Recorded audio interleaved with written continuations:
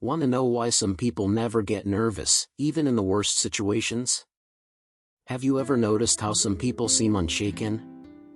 The world may be on fire all around, someone may be screaming, pressuring, provoking. And there she is, firm, with an almost disconcerting inner calm. It is not indifference. It's not coldness. It's something deeper, a kind of mental balance that seems armored against chaos. Maybe you thought, I wish I was like that. But I'm just not. And that's where the deception lies. The truth, and perhaps this sounds controversial, is that no one is born with ready emotional maturity. What you call a gift is, most of the time, the result of processed pain, trained emotional intelligence, and a lot of emotional regulation built into practice. Most people live on autopilot, reacting to each stimulus as if it were a button being pressed. But there is an invisible space between what happens and how you respond. And it is in this space that self-control, psychological resilience, and, above all, your freedom reside. Those who learn to master this pause develop a quiet strength that does not need applause because it is born of self-awareness, emotional acceptance, and a conscious choice for inner peace. In this script, you will understand what really happens in the minds of those who never lose their cool and, more importantly, how to develop this same posture in your own life. Because calm is not luck. It's strategy. And if you stay until the end, you'll realize that this skill can be trained by anyone willing to grow. There is a type of person who, when he enters the room, seems to reduce the volume of the room. Not because it imposes fear, but because it transmits inner calm. While everyone is reacting, she watches. While someone screams, she breathes. This posture is not passivity, it is mental balance in action. Notice, well, this person does not deny the problem, he just does not merge with it. There is a huge difference between being in the middle of chaos and becoming chaos. She practices a kind of conscious response, that pause between stimulus and reaction that demonstrates self-control and emotional maturity. And this completely changes the impact of situations. Have you ever noticed how the presence of someone like this calms even the most agitated? This happens because there is a silent force there, built with self-awareness and constant emotional regulation. It's not that she doesn't feel it, it's that she knows what to do with what she feels. And this is exactly where the difference between reacting and choosing how to act begins. Many people confuse inner calm with coldness. But look, they are completely different things. Coldness pushes away, hardens, creates walls. Emotional maturity, on the other hand, approaches, because it is born from emotional acceptance. The person feels everything, just doesn't let emotions command the steering wheel. Think with me, feeling angry is not the problem. The problem is to become a hostage to it. Those who develop emotional intelligence understand that emotion is information, not order. There is a high level of self-awareness there that allows you to recognize, I'm angry right now. And this recognition alone activates emotional regulation. The calm person does not repress, he processes. It allows emotion to pass like a wave, without drowning in it. That's psychological resilience in motion. It's maintaining mental balance even when the heart races. And when you understand that, you begin to realize that true transformation is not in feeling less, but to respond better. And this transformation, curiously, is almost always born of pain. No one wakes up one day simply saying, from today on, I'm going to be the most balanced person in the world. The truth is that, almost always, inner calm is born after sleepless nights, unexpected losses, and frustrations that seem to have no end. Pain, when well processed, becomes a teacher, and a demanding teacher. People with high emotional maturity have usually been through storms that few know about. They have learned, often by force, that losing control only makes the situation worse. That's when they began to develop self-control, emotional regulation, and a deep self-awareness about their own triggers. It wasn't magic, it was survival that evolved into psychological resilience. Over time, what began as a defense mechanism became a silent force. Suffering was reorganized within them, creating a new kind of mental balance and a real search for inner peace. And it is curious to realize that, after going through so much, an inevitable question arises: if I cannot control everything, what, after all, can I control? There is a moment in life when we realize that we are exhausted from trying to control the ocean. Controlling what others think, what they will say, how they will act. It is an impossible job. And that's exactly where true emotional maturity begins, when you understand that controlling everything is not strength, it's weariness. The person who develops inner calm learns to differentiate what is under his command and what is not. She doesn't try to stop the waves, she learns to surf. This is emotional regulation applied in practice. It is choosing the conscious response instead of reacting impulsively. It is to use self-control as a tool, not as a prison. A simple exercise? When something goes out of the way today, ask, is this in my direct control? If you're not, focus on your posture. This change strengthens your psychological resilience, broadens your self-awareness, and protects your mental balance. And when you start to accept instead of resist, you find that the energy that was once tension turns into something much more powerful. Now let's take this out of the philosophical field and bring it to biology. When something threatens you, a criticism, a conflict, a pressure, the amygdala fires first. It is the brain's alarm bell, fast, impulsive, ready to fight or flee. If it were up to her, we would live reacting on automatic, without any self-control. But then the prefrontal cortex comes in, the most rational part of the brain. It is what allows the conscious response, that pause between stimulus and reaction. When you take a deep breath before responding, you are literally activating this area responsible for emotional regulation, emotional intelligence, and mental balance. Do you want to practice this? Simple: in the face of any intense situation, count to 5 before speaking. It sounds basic and it is, but this short break strengthens your self-awareness and increases your psychological resilience. Over time, this break becomes a habit, and the habit builds emotional maturity. And it is precisely in this pause that something even more powerful lives.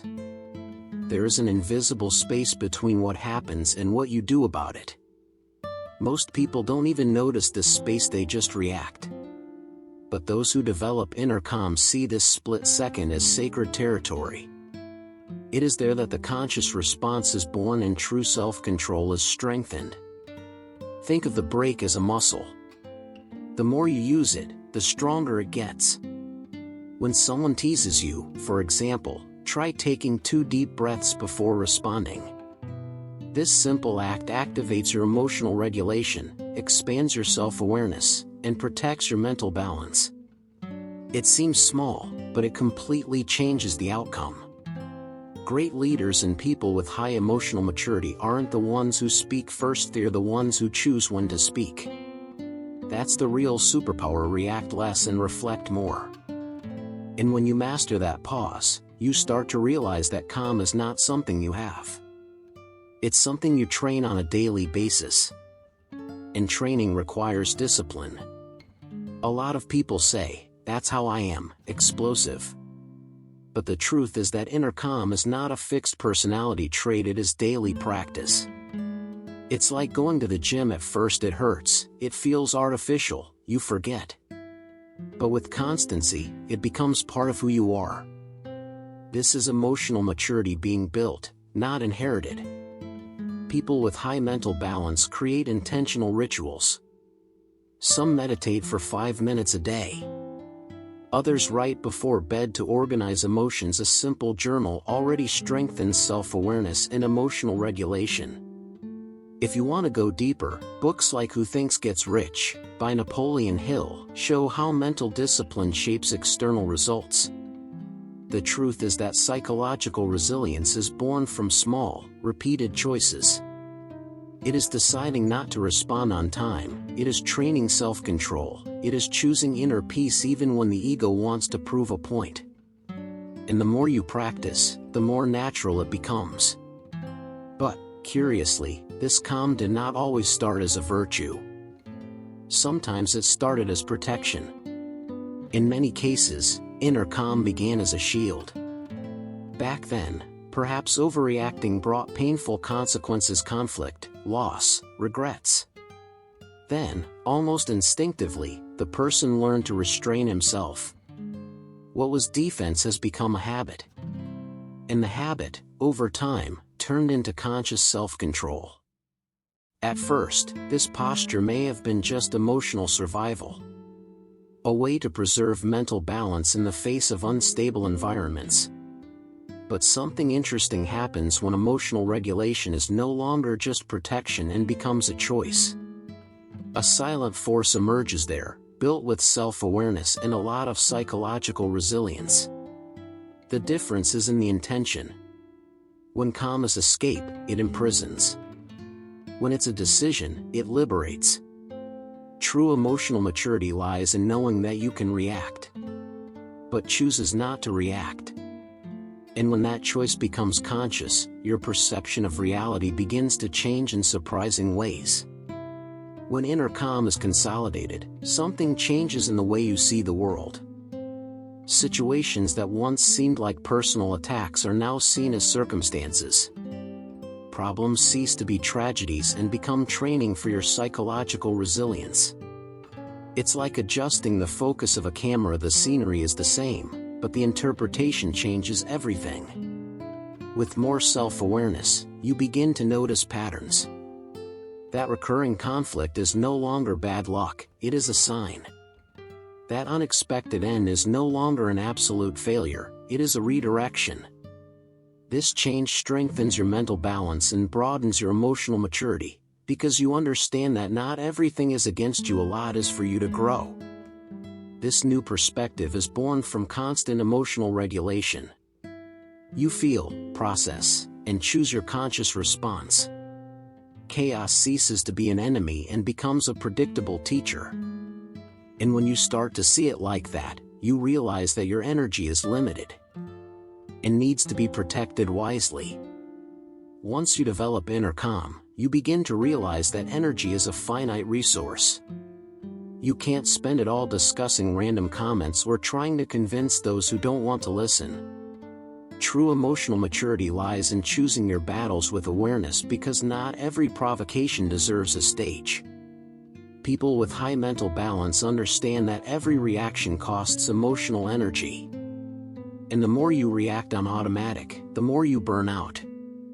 Emotional regulation here works as a filter. Does it really matter?